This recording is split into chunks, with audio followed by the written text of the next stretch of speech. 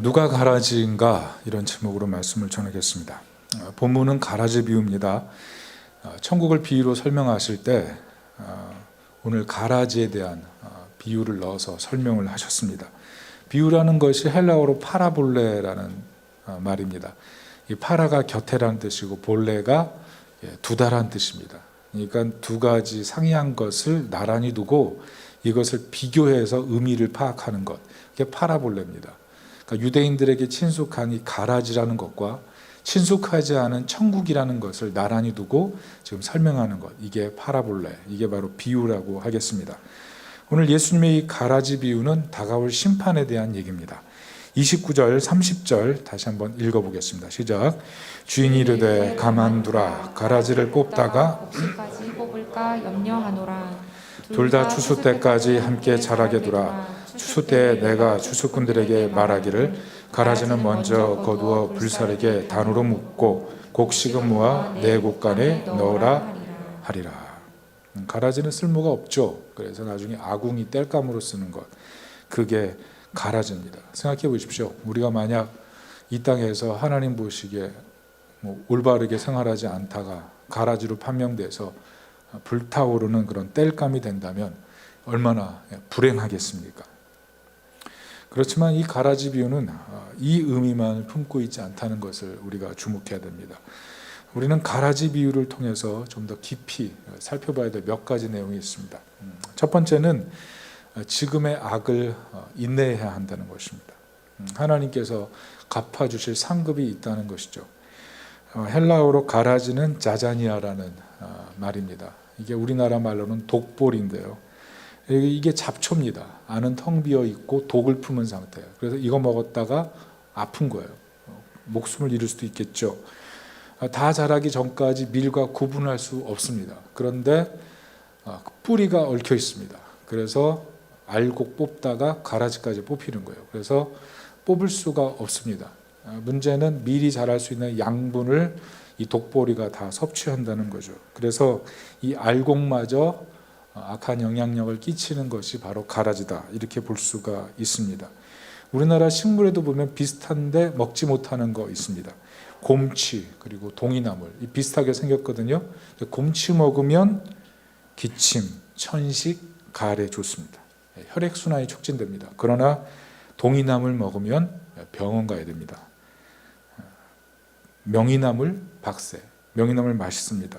소화에 좋고 성인병 예방에 좋고 봄에 납니다. 지금 사서 드세요. 그런데 박새 드시면 병원에 입원합니다. 그러니까 잘 구분하셔야 된다는 거예요. 여러분, 우리 비슷한데 잘못 먹으면 큰일 나는 거 있어요. 그게 오늘 독볼이고 겉으로 볼 때 신앙이 있는 것 같아서 가까이 뒀는데 알고 보니 가라지. 위험한 거죠. 여러분, 잘 구분이 안 됩니다. 농작물 생산할 때도 보면 뽑다 못 뽑는 거 있어요. 왜냐하면 그 뽑으면 알곡 다치니까. 그래서 놔두는 거 있습니다. 그래서 마지막 파종할 때, 마지막 추수할 때 그때 다 솎아버리는 거 있죠. 때로 하나님 나라가 그렇다는 것입니다. 좋은 농부 되신 주님께서 알곡과 가라지를 가장 잘 판단하시기 때문에 마지막 날에 주님이 곡간에 옮기시는 것을 우리가 신뢰하고 인내해야 될 때가 있다는 것입니다. 오늘 보면 그 병행 구절에 39절 43절 보면 이 가라지 비유를 예수님께서 이렇게 해석하셨습니다. 같이 교독하겠습니다. 가라지를 뿌린 원수는 마귀요 추수 때는 세상의 끝이요 추수꾼은 천사들이니 그런즉 가라지를 거두어 불에 사르는 것 같이 세상 끝에도 그러하리라. 인자가 그 천사들을 보내리니 그들이 그 나라에서 모든 넘어지게 하는 것과 또 불법을 행하는 자들을 거두어 내어 풀무불에 던져 넣으리니 거기서 울며 이를 갈게 되리라. 그때의 의인들은 자기 아버지 나라에서 해와 같이 빛나리라. 귀 있는 자는 들으라. 여러분, 이 알곡, 가라지 정말 우리가 유심히 새겨드려야 될 비유입니다. 알곡은 추수 때 해와 같이 빛날 것입니다. 영광이 있습니다. 그러나 가라지는 그렇지 않다는 거죠. 문제는 알곡이 가라지의 번성을 보면서 낙심하는 겁니다.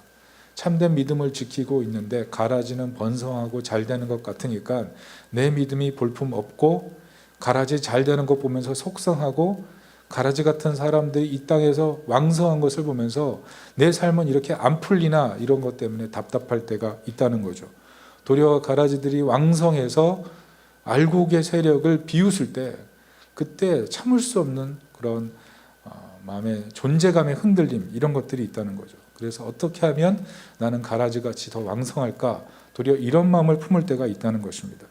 그때 낙심하지 말아야 됩니다.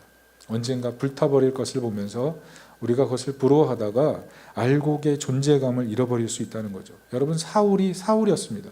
왕이었죠. 나라를 다스리는 사람이었습니다. 그러나 어떻게 됩니까? 다윗을 들판에 쫓아내고 광야에 먹게 하고 그리고 초급 목피하면서 이리저리 유리하게 만들었지만 결국 광야 생활을 통해서 다윗이 왕이 된 것처럼 하나님 나라가 그런 것입니다. 알곡은 언젠가 알곡으로의 존재감이 분명히 드러날 때가 있는 것이고 가라지는 영원히 사라진다는 것을 기억하면서 우리가 이 땅에서 악을 보며 실망하고 악을 보며 우리의 마음에 믿음이 흔들릴 때 그때 인내하며 주님의 영광 바라보며 나아갈 수 있기를 예수님의 이름으로 축원합니다.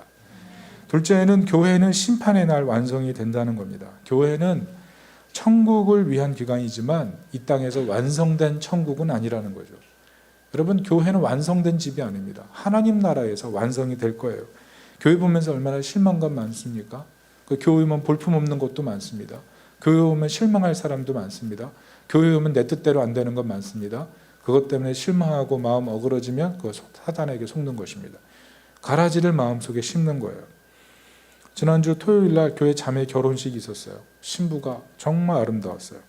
오늘 예배 중에 와 계십니다. 신부 화장 잘 되셨고 또 그날 참 예쁘셨어요. 하나님 나라가 이와 같습니다. 모든 사람들이 이렇게 아름답게 바뀔 겁니다. 그날은 하객도 예쁘고 들러리도 예쁘고 모든 사람들이 예쁠 거예요. 교회도 그래요. 지금 볼 때 약하고 연약해 보여도 그날에는 정말 하나님의 아름다운 신부로 찬란하게 빛이 나는 것, 그게 교회의 영광이고 성도의 영광 아니겠습니까? 지난주에 보니까 그 들러리로 도와주는 자매도 있었는데 그날 정말 그렇게 아름답고 또 오늘도 예쁘게 하고 오셨네요. 네. 하나님 나라에서 우리는 그렇게 해와 같이 아름답게 빛날 것이고 영광스럽게 그렇게 세워질 줄로 믿습니다. 그러나 가라지 운명은 어떻습니까? 그날이 가장 슬픈 날이 될 겁니다. 모든 사람들이 잔치하고 주님 앞에 해와 같이 밝게 웃음을 지으며 주님 앞에 설 때 그때 가장 비참한 운명에 처해지는 존재가 바로 가라지의 운명이라는 거죠. 그래서 깨어 있어야 된다는 것입니다. 자, 이렇게 앞서 살핀 이 내용들을 통해서 우리가 발견하는 세 번째 내용이 있습니다. 그것은 알곡은 가라지로 인해서 건강해진다는 것입니다. 여러분, 우리가 가라지가 있다는 것을 보면서 깨달아야 될 것이 무엇입니까? 의인들은 도리어 그 가라지를 보면서 열심을 품고 어둠을 밝힐 기회로 잡아야 된다는 겁니다. 그 가라지의 모습을 보면서 자신의 인내와 충성을 보일 기회를 잡아야 된다는 겁니다. 뿐만 아니라 약한 시대이기 때문에 세상을 이기는 힘을 농축할, 성숙할 기회가 된다는 거예요. 실망만 할 것이 아니고 도리어 이때 하나님이 원하는 모습이 무엇인가를 생각하고 변화를 선택해 가는 것, 그게 바로 알곡의 모습이 돼야 된다는 겁니다. 여러분, 죄성이 정말 깊습니다. 생각보다 우리가 죄인이에요. 생각보다 세상의 죄가 뿌리가 깊습니다. 예전에 어떤 그 형제가 그랬어요. 목사님, 저 방황할 때 어디까지 방황하나 해보자고 마음 먹었다는 거예요. 그런데 타락의 늪에 빠지니까 바닥이 안 보이더라는 거죠. 죄를 지으면 지을수록 더 깊은 그 쾌락의 늪이 있더라는 것입니다. 그런데 그런 모습들을 보면서 우리가 경성하고 깨어 있어야 된다는 거죠. 우리가 죄를 갖고 장난칠 수 있는 그런 존재가 아니에요. 죄 즐기고 말고 이걸 내 마음대로 선택할 수 있지 않습니다. 한번 탐닉하기 시작하면 끝도 없이 빠져들어가는 게 죄이기 때문에 그 모습을 보면서 대호각성해야 된다는 거죠. 그리고 깨닫는 것은 악인은 번성해봤자 가라지라는 거예요. 여러분, 아무리 세상에서 승승장구해 보십시오. 믿음이 없다면 정말 불쌍한 거 아니겠어요? 아무리 돈 많이 벌고 아무리 명예를 가지고 세상 사람들에게 박수 받는다 해도 한순간에 뒤집어 엎혀진다면 그게 무슨 의미가 있겠습니까? 도리어 정말 불쌍한 사람 아니에요? 그 사람의 인생이 바벨탑 쌓는 거 아니에요? 하나님이 흩어버리실 거 아니에요? 지금 당장의 눈앞에 좋은 것을 선택하는 것보다 영원한 것을 선택하는 것이 성도의 지혜가 되어야 한다는 것입니다. 악과 선이 섞여 자라는 것, 이것이 우리에겐 때로 불편하게 보이죠. 그러나 악이 있는 것으로 인해서 우리는 도리어 내 신앙이 순화되고 더 성숙한 길로 갈 수 있다는 것을 기억해야 되는 것입니다. 여러분, 분명히 악을 보며 섭섭한 사람들이 있을 겁니다.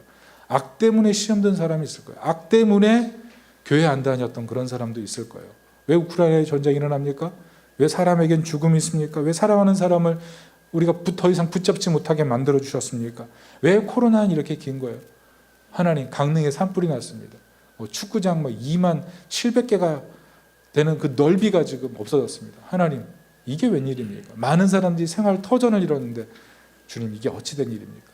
여러분, 우리가 이런 것을 보면서 이해할 수 없는 그런 모습들이 있습니다. 그러나 그 속에서 우리가 해야 될 성도의 그 알곡의 역할이 있고 하나님의 영광을 향해 나가야 될 그 몫이 있다는 겁니다.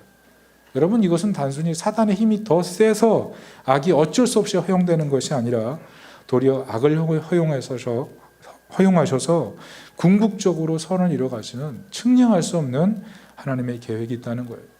그러니까 단기적으로 평가할 것이 아니라 장기적으로, 그리고 우리가 헤아릴 수 없는 그 장기의 장기를 갖고 계신 그 하나님의 계획을 신뢰하면서 나아가는 그런 모습이 돼야 된다는 겁니다.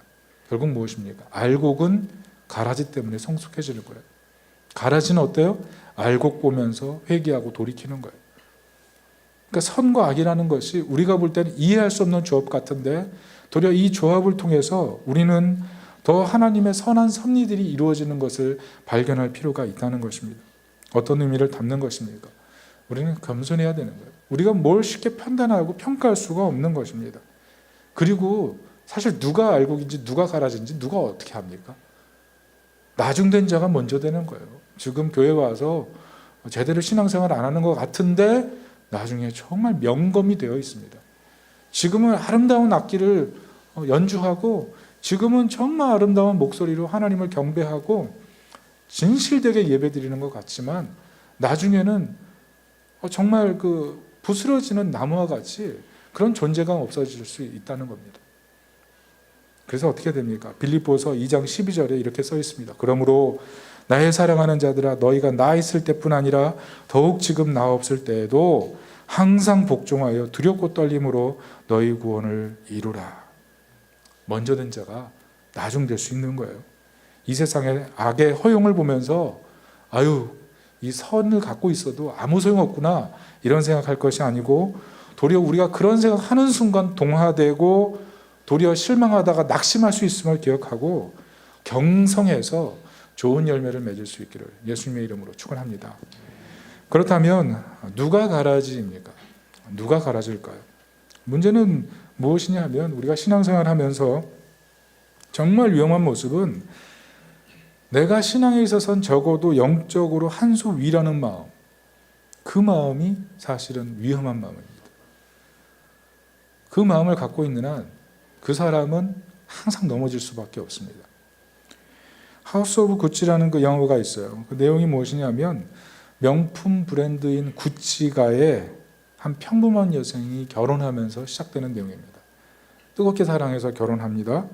그런데 결혼한 남편보다 자신이 더 우월해 보이는 거죠. 자신의 선택과 결정이 더 뛰어나 보이는 겁니다.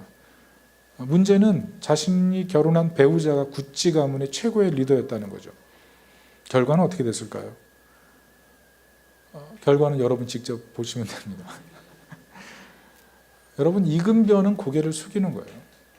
만약 고개를 숙였다면 더 행복해졌겠죠. 여러분, 우리 인생을 보면 고개 숙이지 않아서 어려움 당하는 때가 있는 겁니다. 내가 더 잘 알고 있다는 생각, 내가 적어도 가정에 있어서는, 내가 적어도 양육에 있어서는, 내가 적어도 미래를 보는 눈에 있어서는, 내가 적어도 사회생활에서는, 내가 적어도 인간관계에서는, 내가 영적인 일에 있어서는 자기가 더 잘 안다고 하는 그런 생각들, 그것이 도리어 우리로 하여금 큰 일을 경험하게 만들기도 한다는 거죠. 제가 이 말씀을 왜 하냐면 최근에 제가 CTS에 11개월 전에 나오셔서 인터뷰했던 이효령 장관의 그 인터뷰 내용을 보았습니다. 지금 돌아가셨죠.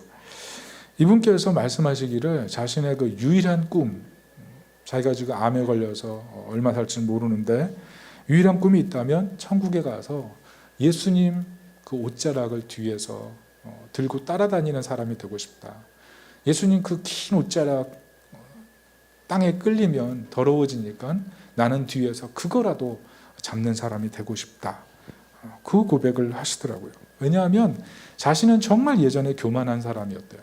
사실 한국 사회에서 최고의 지성인 아닙니까? 석학 중에 석학. 이분 나타나면 모두가 입 닫아야 돼요. 왜냐하면 그만큼 영향력이 강한 그런 분이었습니다. 그런데 이분이 스스로 그런 교만한 마음이 있었다는 거예요. 나만큼 잘 알면 나와보라 그래. 나만큼 문학사에 이런 기여를 한 사람이 있으면 나와보라 그래. 이런 마음이 있었다는 거예요. 그런데 자신의 딸이 죽어갈 때 자기가 아무것도 못 해주더라는 거예요. 자신의 딸이 암에 걸려서 죽어가는데 아무것도 도와줄 수 없는 자신의 모습을 보면서 너무나 무능하고 못난 아빠라는 사실을 철저하게 깨달았다는 것입니다. 나는 내 딸에게 아무것도 채워줄 수가 없구나. 자녀가 아파할 때 내가 아파해 줄 수가 없구나. 내가 대신 아파서 대신 고통을 당할 수도 없구나. 그러나 진정한 아버지 하나님이 계시구나. 그제서야 하나님에 대한 의식이 깨었다는 거죠. 딸의 죽음 앞에 너무나 무력한 모습이 있다는 거죠. 그래서 딸이 말해준 것처럼 참 아버지 되신 하나님께 자신도 인생을 의탁하며 그 아버지 하나님을 의지하는 그런 인생이 됐다는 것입니다. 그래서 그 후에는 이제는 주님 옷자락을 붙들고 남은 인생 그 마음으로 살다가 주님 품에 안기겠다는 거죠. 여러분, 우리는 어떤 사람인가요? 저는 오늘 본문을 대하면서 처음에는 이 가라지의 운명에 대해서 설교하려고 그랬어요. 여러분, 가라지가 되면 멸망합니다. 여러분, 절대로 가라지가 되지 마십시오. 여러분의 인생이 언제 끝날지 모르는 것입니다. 여러분, 내일을 알 수 없습니다. 지금 이후의 시간을 알 수 없습니다. 언제 불탈지 모르는 것입니다. 인생의 순간, 그 다음 순간을 누가 알겠습니까? 지금의 행복이지만 오늘 눈을 감고 나면 그것이 그냥 끝나버릴 수도 있는 것입니다. 이렇게. 그런데 설교를 준비하는 동안 주님께서 설교를 바꿔가셨어요. 그것이 무엇이냐면 정말 심판받아야 될 가라지. 목사 입장에서 저는 그래도 알고 계겠지라는 그런 생각을 가지고 이 설교를 준비했던 거죠. 그런데 설교를 준비하면서 제가 이어령 장관의 그 간증을 들으면서 나는 과연 예수님의 옷자락을 그렇게 끌리는 옷자락을 들어줄 마음이 있었던가? 그 예수님의 옷자락이 끌리고 있었다는 사실 때문에 내 마음이 불편하고 예수님 옷자락 더러워지면 안 돼라는 그런 마음으로 예수님 돕고 싶은 마음이 과연 있었던가? 이런 생각을 하게 됐다는 거죠. 그냥 예수님 곁에서 영광을 누리면서 예수님 믿는 것 때문에 더 편안하고 더 좋은 그것만을 생각하는 그런 모습이 아니었던가 이런 생각이 들었다는 거죠. 그러면서 그런 생각이 들었어요. 한편 내가 가라지 아닌가 이런 생각이 들었다는 겁니다. 내가 가라지가 아닌가. 여러분 생각해 보세요. 내가 가라지가 아닌가. 내가 독보리가 아닌가. 나 때문에 우리 가정의 신앙이 자라지 못하는 것 아닌가. 나 때문에 우리 자녀들의 신앙이 자라지 못하는 것 아닌가. 내가 주님과 결혼했지만 내 마음대로 행동하면서 주님을 굴복시키려고 하진 않았는가. 이령 장관의 그 간증을 들어보니까 이분이 어릴 때 딸에게 참 잘해주셨더라고요. 좋은 것도 많이 사주고. 특별히 기억나는 게 근데 정말 아쉬운 내용인데 딸을 데리고 둘이 캠핑을 간 적이 있대요. 근데 캠핑을 간 자리에 문학도들이 와 있었대요. 그래서 이어령 장관을 초대했다는 겁니다. 딸이 분명히 캠프에서 자고 있길래 그 캠핑장 텐트 안에서 자고 있길래 재워놓고 나와서 그 문학도들과 함께 술잔을 기울이면서 문학 얘기를 하면서 한 몇 시간을 보냈다는 거예요. 그런데 그 시간에 딸이 그 컴컴한 어둠이 가득한 그 텐트 안에서 깨어나서 아빠를 찾으면서 울부짖었다는 거죠. 아빠 어딨어? 아빠 어딨어? 그러면서 한참을 그렇게 울었는데도 그것을 모르고 술잔을 기울이며 있었던 그 옛날 시간을 생각하면서 지금도 가슴이 미어진다는 거예요. 도대체 문학이 뭐길래 내가 얼마나 잘났기에 거기 딸과 가서 캠핑하는 그 시간을 아까워하지 않고 아깝게 생각하지 않고 도리어 거기서 자기가 얼마나 잘났는지 자기가 얼마나 가진 지식이 있는지를 사람들 앞에서 보여주기만 하려고 했던 그 못난 아빠의 마음. 지금도 생각하면 그것이 참 부끄럽고 아픈 마음이라는 거죠. 여러분 어떻습니까? 우리가 돌아보면 참 후회되는 것이 많지 않습니까? 특별히 부모님들 자녀들에게 좋은 것 보여주고 싶었는데 못 보여준 것도 많죠. 자녀들에게 착하고 좋은 심성 가려 넣어주고 싶은데 부부끼리 싸워서 그 갈등을 자녀들이 다 보고 자라게 만들고 맨날 모여가지고 뭐가 없어 그 걱정하는 모습 보여서 아이들이 어릴 때부터 걱정 근심 속에 자라게 만드는 그 모습, 사실 지금 자녀의 모든 감정과 정서, 모든 삶의 생각 스토리들이 우리 부모들이 잘못 물려준 그런 모습의 결과들 아닙니까? 자녀들의 모습을 보면 부모들의 그 연약함들이 다 보이잖아요. 그래서 부모들이 자녀들 보면서 미안한 마음밖에 없는 거 아니에요. 그런데 한편 생각해 보면 우리가 자녀들에게 잘 못해준 거 많아서 우리가 마음이 너무 속상하고 자녀들의 뭐 아픔을 이해해 주지 못해서 너무나 괴롭지만, 사실은 자녀들이 모든 것을 다 받았다고 해도 그리스도의 놀라운 사랑을 알지 못한 채 하나님의 자녀가 되지 않게끔 부모가 방치하고 있다면, 자녀에게 줄 수 있는 모든 것은 그래도 해보려고 하지만 자녀에게 정말 신앙의 유산을 물려주려고 하고 있지 않다면 누가 문제인 것입니까? 정말. 여러분 도마를 보십시오. 얼마나 냉철한 이성주의자입니까? 우리 이성주의자들 많잖아요. 우선순위 분명하고 뭘 해야 될지 알고 인생을 살아가는 법도 나름 알잖아요. 그 도마가 뭐라 그럽니까? 예수님, 내 눈으로 보지 않으면 믿을 수 없다. 그 많은 사랑을 받았지만 예수님 다시 온다고 뭐 그런 여러 가지 비유와 얽힌 얘기도 들었지만 눈으로 보지 않으면 믿지 못하겠다.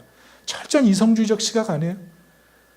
우리 안에도 예수님 믿지만 내가 생각하는 그 합리적인 범위를 떠나서는 그 범위 넘어서까지는 하나님의 일하심을 믿어드리지 못하는 그런 사람들이 얼마나 많습니까?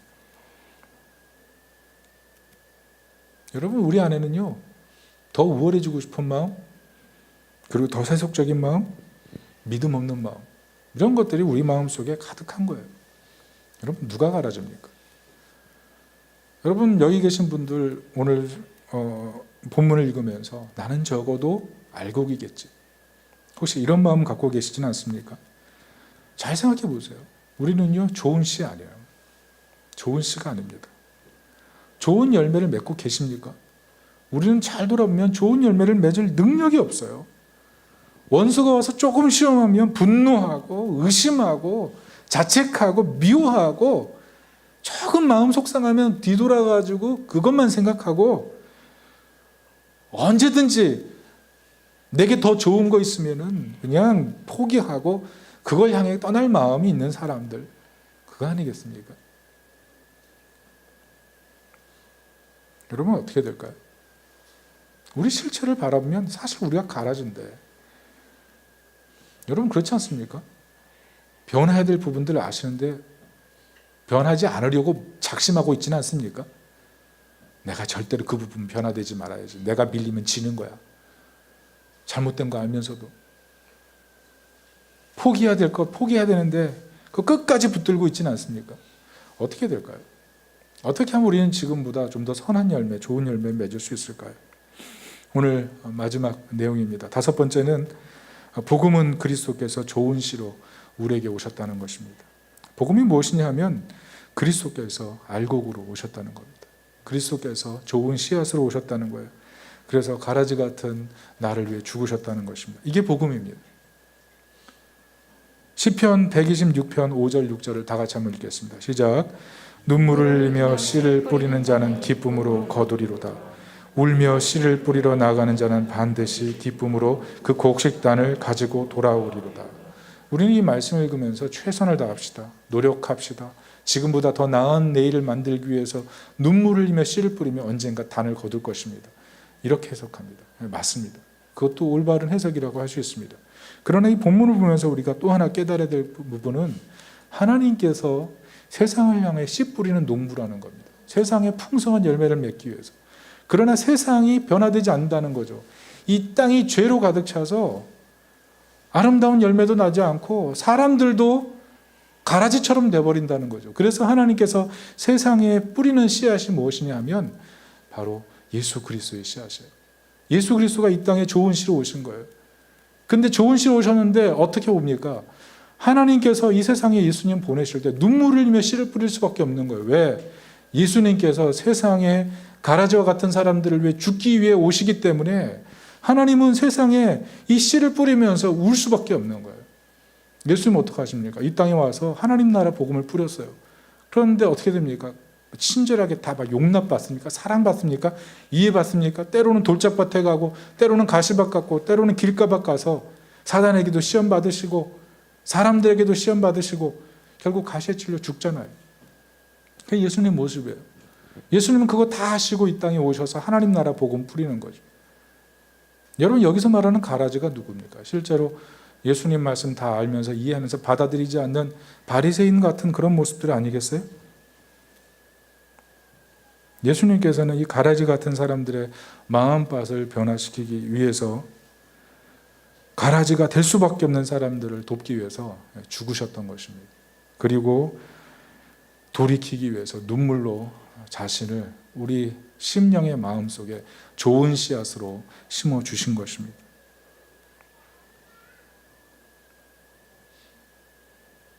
그래서 우리 마음에는 좋은 씨가 박혀 있는 거예요. 그리스도가 우리 마음에 심겨져서 그래서 우리가 알곡이 되는 거지. 내가 좋은 씨앗이 되어서 무슨 열매를 풍성히 맺겠다고 하는 것은 물론 가능한 얘기죠. 세상을 변화시켜야 되는 건 맞으니까. 그러나 만약 그런 식으로 생각하다가는 우리 앞에 난간 앞에서는 항상 절망하고 낙심할 수밖에 없는 거예요. 우리는 좋은 씨인 그리스도를 통해서 그 씨앗이 우리 마음에 심겨졌기 때문에 우리가 하나님 나라가 되는 거고 좋은 열매를 맺게 되는 것을 믿으시기 바랍니다. 그 예수님 오셔서 우리를 위해 눈물을 흘리며 씨를 뿌리셨기 때문에 우리가 좋은 씨앗이 되고 알곡이 되는 거예요.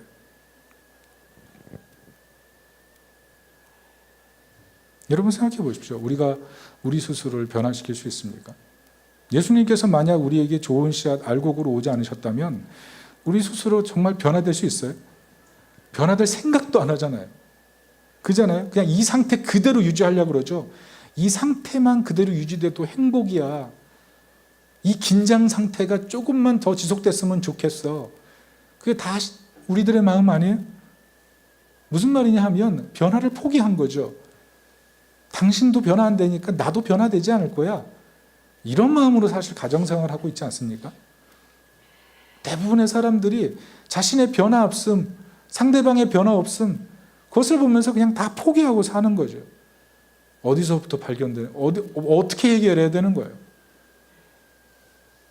결국 우리는 내가 나 스스로를 변화시킬 수 있다고 생각하는 그 부분에서 문제가 되는 거예요. 그래서 나를 바꾸어서 선한 사람이 되든가 아니면 하나님 나를 사랑하시니 이 정도는 자유할 수 있어 그러면서 막 자유하면서 방탕하게 살거나 둘 중에 하나밖에 없어요.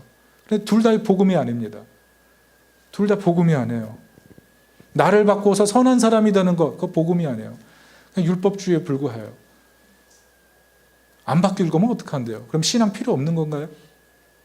여러분 신앙에서 자유하라 그랬어요. 근데 자유 막 합니다. 근데 막 자유하는데 그 사람 통해서 많은 사람들이 예수 믿지 않네요. 당신을 보니 도저히 당신 안에 하나님 나라가 없는 것 같네요. 그 사람 믿는 걸까요? 상대주의는 그런 거예요. 믿는다고 하면서 자유를 누리다가 아무도 못 믿게 하는 것. 자기 자신의 신앙마저 내가 정말 제대로 믿고 있는가 나중에 의심하게 만드는 것. 그게 상대주의예요.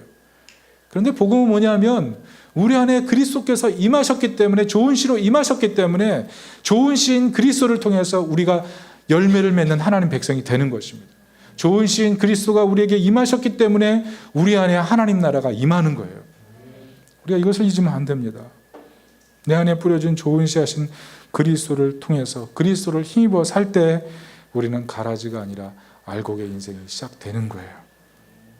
그래서 우리가 해야 될 일은요, 예수 그리스도를 모시는 거예요. 예수님 내 안에 좋은 씨로 오셨죠. 내가 좋은 씨 되신 예수님 의지하고 내 안에서 꽃피고 열매 맺도록 주님도 의뢰하고 신뢰하길 원합니다. 그 마음으로 주님을 사랑하고 주님을 의지하고 주님을 따르려고 할 때 우리 인생에도 꽃이 피고 열매가 맺어진다는 것을 기억하시길 바랍니다. 그래서 성경엔 이렇게 써 있어요. 우리 다 같이 읽어볼까요? 빌립보서 1장 11절입니다. 시작. 예수 그리스도로 말미암아 의의 열매가 가득하여 하나님의 영광과 찬송이 되기를 원하노라. 열매가 어디서 맺혀져요? 나의 노력이 아니에요. 내가 생각한 어떤 철학을 갖고 와서 내가 열매를 맺는 게 아니고, 우리 기독교의 핵심은 예수 그리스도가 내 안에 좋은 씨앗으로 오셔서 이 씨앗 대신 그리스도가 내 안에서 풍성하게 역사하실 때 우리는 비로소 열매가 나타나는 거예요. 예수 그리스도의 성품을 담고 예수 그리스도의 기도를 따르고 예수 그리스도의 꿈을 가지고 예수 그리스도의 사랑을 힘입을 때 우리는 사랑하게 돼요. 우리는 용서하게 돼요. 우리는 이해하게 돼요. 우리는 한없이 낮아져서 섬길 수 있어요. 세상의 악을 보고 예수님처럼 기도할 수 있는 거예요. 내 안에 계신 예수 그리스도, 그 좋은 씨앗 되신 예수 그리스도를 의지하지 않고는 결코 변화될 수가 없는 거예요.